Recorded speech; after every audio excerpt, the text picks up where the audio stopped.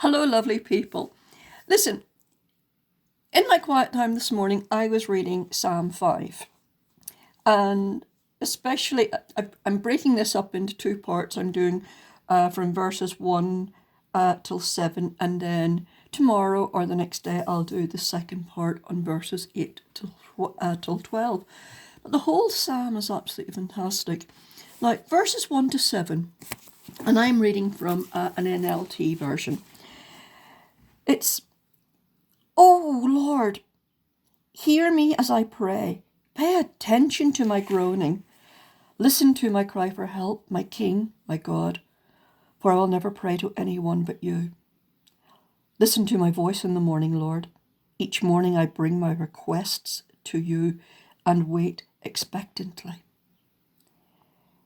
O God, you take no pleasure in wickedness. You cannot tolerate the slightest sin. Therefore, the proud will not be allowed to stand in your presence, for you hate all that who do evil. You will destroy those who tell lies. The Lord detests murderers and deceivers. Because of your unfailing love, I can enter your house. With deepest awe, I worship at your temple." Now, what I find here in verses 1 till 7, just how much David knew how to put all his trust into God.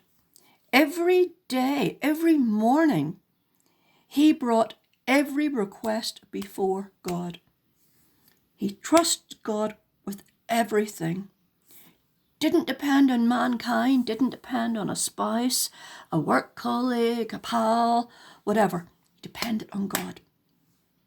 Now, how many of us do that? How many of us really do put all our trust in God? And we're told also in Proverbs 3, 5 and 6. And Proverbs 3, 5 and 6 is, "Trust the Lord with all your heart. Do not depend on your own understanding. Seek his will in all you do, and he will direct your paths." Before you jump in with an argument or make a rash decision about a job offer or leaving a relationship or trying to make amends in a relationship or whatever, how many of us actually really sit down and consult God and ask him what he wants us to do? Because at the end of the day, no matter what we do have our own bat. And how many times have you all slipped up on it? Now, when life is going great and you're making the decisions and life is going great, it's all fantastic and yay, brilliant, life is absolutely wonderful. But the minute something goes wrong, who do you blame? Do you blame yourself? No, you don't.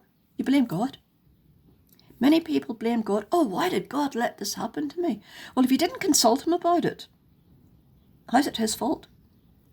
And if when things are going great in your life, you don't give him praise about it, why should you just use him to blame things on? Got to get it right, folks. Now, as I said, David really did know to put all his trust in God. And he did understand how foolish it was to look for help from anything or anyone else but God. And one by one, he brought his daily needs to God. And what we got to remember is wherever we go and whatever we're doing, we can trust God to help us in our moment by moment walk of obedience. Start trusting in him today. Take everything to him in prayer. And you don't have to be fancy, eloquent words to say a fancy prayer. I actually pray to God like I'm talking to you now. Or I'm talking to a pal, I pick up the phone and say, "Hey, how are you today?"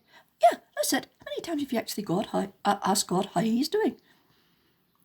So pretend you're talking to your friend. Just, "Lord, I need you.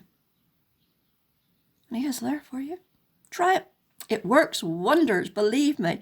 Right, I will come back tomorrow and I'll do a wee chat on verses 8 till 12 from Psalm 5. It's speaking to me a lot, this, and I really do believe, pardon me, I'm going to choke, really do believe that God wants me to share this with you all today. So have a blessed day, everyone, and I will talk to you all soon. Bye for now.